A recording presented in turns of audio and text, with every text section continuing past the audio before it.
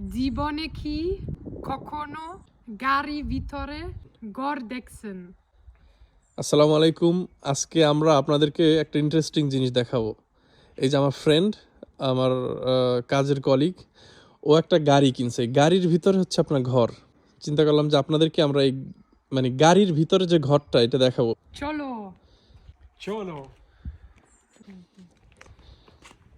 আমার কাছে খুবই মানে ইন্টারেস্ট লাগে।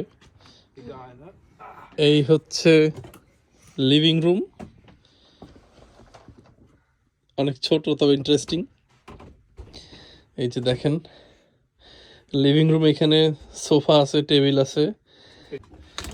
এই যে কিচেন, চুলা আর কি, বেচিন, এইখানে আপনার ফ্রিজ, এগুলো সব আছে। এই হচ্ছে আপনার টয়লেট।